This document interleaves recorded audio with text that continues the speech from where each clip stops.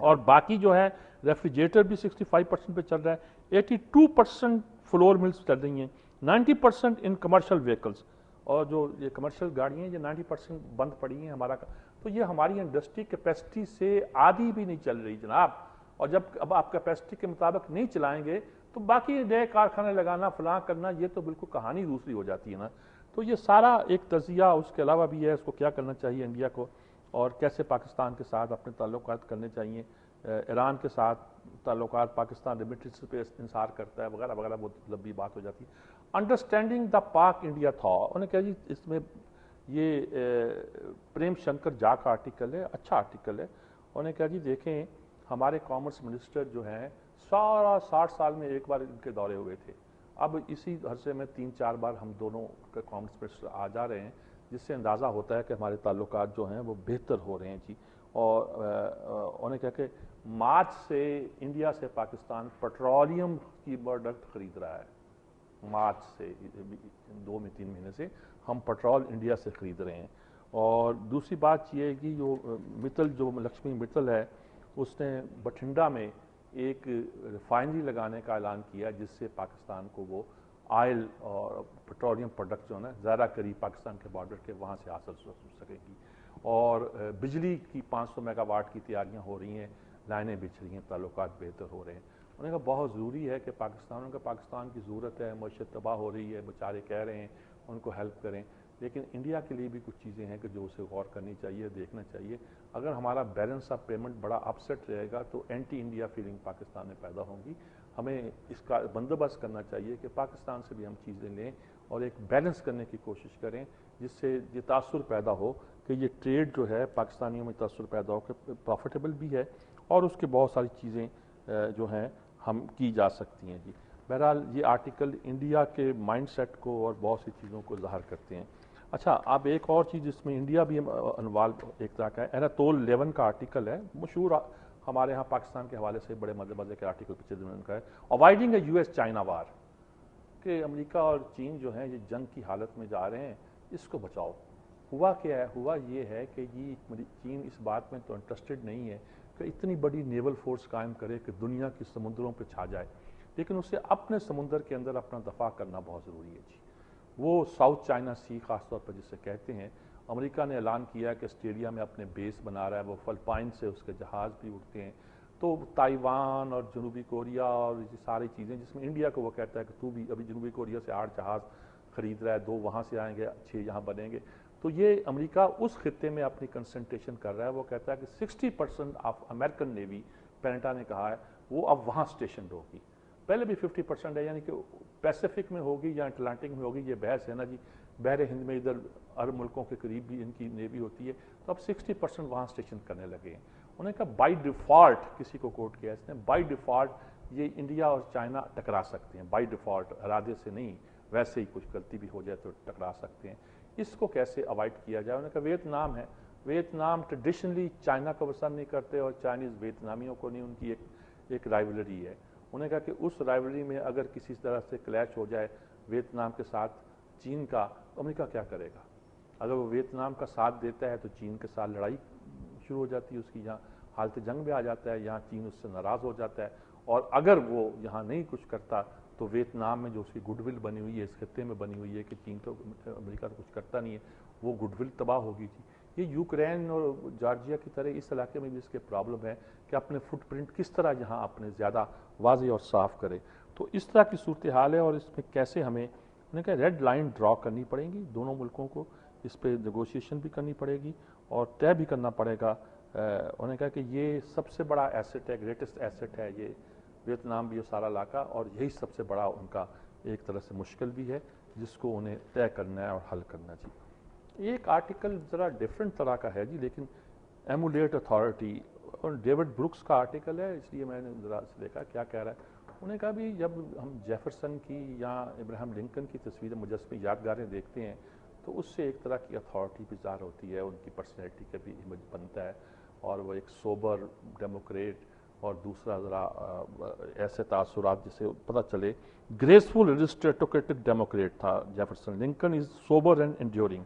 کہتے ہیں لیکن آج کل کچھ مجسمے مارٹن لوتھر کنگ کے اور ورلڈ وار 2 کے بناتے ہیں اس سے کوئی کنوے نہیں ہوتا بات, کچھ پتہ نہیں چلتا کہ آپ کیا کرنا چاہ رہے ہیں. روزویلٹ کا بنا رہے ہیں, اس سے اس کا تاثر جو وہ کہتے ہیں جب وہ چائلڈہڈ کا اس کا جو تھا زمانہ وہ اس کو آئزن ہاور کا کوئی چائلڈہڈ کا بنا رہے ہیں, روزویلٹ کا بھی کہتے ہیں کوئی ایسے تھا سب کی کہتا. جب مزے کی بات کی ہے مثلا ویتنام کا جو میموریل ہے اس اباؤٹ ٹریجڈی المیہ تھا, the Korean memorial is about vulnerability کہ ہم ولنریبل تھے اس لیے تھے کہ نا. You can today's memorial designer think state about just authority کہ جسٹ اتھارٹی کیا ہے, انصاف پر مبنی آپ کے اختیارات کیا. انہوں نے کہا دیکھیے جو حکمران ہوتا ہے اس کو بینیولنٹ لوگوں کے لیے نرم گوشہ بھی رکھنا ہوتا ہے لیکن اس کو اپنی اتھارٹی اسرٹ کرنا ہوتی ہے.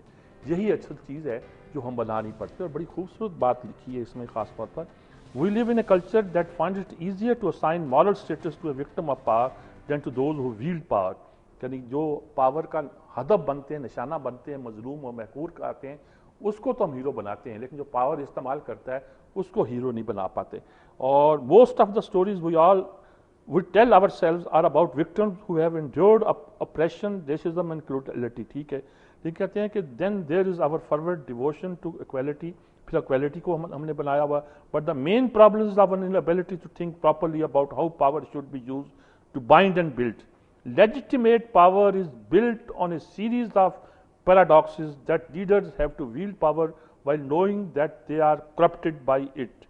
یعنی کہ لیڈروں کو, قائدین کو طاقت کا استعمال بھی کرنا ہوتا ہے اور یہ بھی سوچنا ہوتا ہے کہ طاقت انسان کو کرپٹ کرتی ہے اور مور طاقت زیادہ کرپٹ کرتی ہے. یعنی طاقت کا استعمال بھی اور طاقت سے کرپٹ ہونے سے بچنا, کرپٹ ہمارے دوسرے معنوں میں خراب ہونے سے بچنا بھی ان کا ایک طرح کا ہونا چاہیے. The great leaders are superior to their followers while also being of them. That the higher they rise, the more they feel like instruments in large design. The Lincoln and Jefferson memorials are about how to navigate those paradoxes. انہوں نے کہا یہ جو ہم نے paradox تضادات ہیں یہی ہمارا پرابلم ہے. وال اسٹریٹ جرنل والے تو مانتے نہیں ہیں اتھارٹی کو, وہ کہتے ہیں قبضہ کرو, ایکویلٹی کی بات دوسری باتیں ہیں, لیکن یہ کہ یہ امپورٹنٹ بات اس وقت امریکن سوسائٹی کے لیے یہ ہے کہ کس طرح اتھارٹی جو ہے اپنے آپ کو کرپٹ کیے بغیر ایک اپنی طاقت کا اظہار کر سکے. یہ سب سے بڑا پرابلم ہے, اس کو دیکھنا چاہیے. I don't know if America has a leadership problem. It certainly has a followership problem. انہوں نے کہا اصل بات لیڈرشپ کا پرابلم نہیں ہے, ان کے لیڈر میں اتنی سخت ہے کہ یہ اتھارٹی کا استعمال بھی کریں اور لوگوں کے نظروں میں یہ بننے کی کوشش کریں کہ وہ بینیولنٹ ہے, لیکن اس کے باوجود جو فالوور پیروکار ہیں ان کا پرابلم ہے. ہمارے امریکی جو ہیں وہ بس یہی مانگتے ہیں کہ ڈنڈا تو بالکل نہ چلاؤ اور ٹیکس نہ لگاؤ فرض کیا, لیکن یہ کہ ہمیں سب سہولتیں دو. تو اس کو کیسے بنانا ہے, کیسے اس امیج کو ٹھیک کرنا ہے, یہ بڑا مسئلہ ہے جی. آرٹیکل ایک تو اور بھی ہیں, اور یہ مقبول جان کا ہے, یہ تو ظاہر ہے آج جس پہ چیخ رہے ہیں, میں نے کہا گٹر ہے بہت سی چیزیں جس کے اوپر کارپوریٹ کلچر بنا ہوتا ہے, اور جوا, شراب, عورتوں, دستیاب, پھر میڈیا کو کیسے استعمال کرتا ہے وغیرہ وغیرہ. قادر حسن بھی کچھ آپ کی مزید دلچسپی کے لیے مزے سے انجوائے کر رہے ہیں آج کی صورتحال کو. بہرحال ہم کالز لیتے ہیں, بہتر یہی ہے. جی السلام علیکم. جی وعلیکم السلام. میر صاحب عمیر راجہ بول رہا ہوں. جی راج صاحب تھوڑے سے ٹائم کی ریکویسٹ ہے. میں یہ کہنا چاہتا ہوں کہ میں بے وقوف ارسلان کیس پر بات کرنا چاہتا ہوں کہ آج اس نے فرشتہ صفت باب کو چوروں کے سامنے کٹہرے میں کھڑا کر دیا.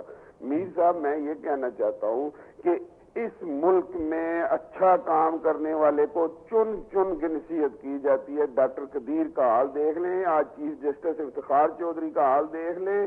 میں یہ کہتا ہوں میر صاحب ہماری فوج کیوں تماشا دیکھ رہی ہے؟ فوج کا میں اس لیے کہتا ہوں کہ انڈیا میں فوج نہیں مداخلت کرتی, کیونکہ انڈیا میں ایک مسلمان ڈاکٹر کو ملک کی خدمت کی خاطر ملک کا پریزیڈنٹ بنا دیتے ہیں وہاں کے سیاستدان. یہاں ایک ایماندار شخص کو جو اللہ کے خوف سے کام کرتا ہے, ڈاکٹر قدیر کا حال, چیف جسٹس افتخار چودھری کا اشر. اچھا جی, یہ ان کا بھی کہنا یہ ہے کہ جی فوج گویا کیوں خاموش بیٹھی ہے. ابھی دیکھیں جی, فوج کو ایک بات بس اچھی سمجھنے والی ہے کہ فوج کا کام انٹروین کرنا نہیں, دخل اندازی نہیں ہے, لیکن صرف تماشائی بننا بھی نہیں ہوتا جی. اسے اپنے سیکورٹی کنسرن کو کنوے بھی کرتے رہنا چاہیے. اس وقت ہم بڑی ایک سچویشن ایسی میں پھنسے ہوئے ہیں کہ بہت سے پرابلم جو ہے نا وہ ہماری صورتحال میں پیدا ہو رہے ہیں. فوج کو ویلکم کرنا تو دوسری بات ہے, لیکن یہ ہے کہ اتھارٹی کو ماننا چاہیے, سویلینس کو ماننا پڑے گا, اور لگتا ہے کہ پریشر اتنا بلڈ ہو رہا ہے کہ ان کو ماننا ہی پڑے گا. ایک کال اور لیتے ہیں جی, بات کرتے ہیں. جی السلام علیکم. جی السلام علیکم میر صاحب. جی وعلیکم السلام. میں عبدالرشید غوری کراچی سے عرض کر رہا ہوں جی جی کہ یہ جو چیف جسٹس صاحب کا معاملہ ہے، ان کے صاحبزادے کا معاملہ ہے، یہ عدالت میں چل رہا ہے. لیکن میں یہ دیکھ رہا ہوں کہ تمام ٹی وی چینل اور کون کون لوگ آ کر بیٹھ کے اس پر بحث اور موبائل سے کر رہے ہیں. خدا کے لیے اس قوم کو مزید پریشانیوں میں نہ الجھائیں. جو کچھ ہوگا عدالت میں فیصلہ ہو جائے گا کھڑے اور کھوٹے کا. اطمینان رکھیں قوم بھی اور سب بھی. اب یہ کہنا کہ جو وہ حضرت عمر کی مثال دینا اور کہیں کسی کی مثال دینا، وہ زمانہ اور تھا، یہ زمانہ اور ہے. ٹھیک ہے جی، بالکل یہ بات ہے. کچھ لوگوں کو یہ نہیں اچھا لگتا کہ ہم اس زمانے کی مثال دیں جو کہ ایک آئیڈیل زمانہ تھا اور مثالی زمانہ تھا، اور اس کی تو اب نقل کرنا اور اس کو دوبارہ اپنے اوپر نافذ کرنا شاید مشکل ہو جاتا ہے. بلکہ کسی نے یہ کوٹ کیا، عبید اللہ سندھی کو شاید مولانا فضل الرحمان نے کوٹ کیا تھا کہ وہ کہتے تھے کہ آج کے دور میں آپ خلافت راشدہ کی بات نہ کریں. لوگوں کے آئیڈیل بڑے ہو جاتے ہیں اور ہم عمل نہیں کر سکتے. یہ کال اور ہے، شاید وقت تو ختم ہو رہا ہے لیکن کال موجود ہے. السلام علیکم جی. السلام علیکم جی، میر صاحب منصور بات کر رہا ہوں جی. بس سب سے پہلے یہی بات کروں گا کہ یہ جو خبر یہ آج میں نے سنا ہے کہ ان کے ریاض ملک صاحب پہ تو 100 کے تقریباً مقدمات ہیں، لیکن یہ کبھی میڈیا میں آئے نہیں، اخبار میں نہیں آئی. اس پہ میڈیا کو سوچنا چاہیے. میرا وقت ختم ہو گیا، اسی کے ساتھ اجازت چاہتے ہیں. اللہ حافظ.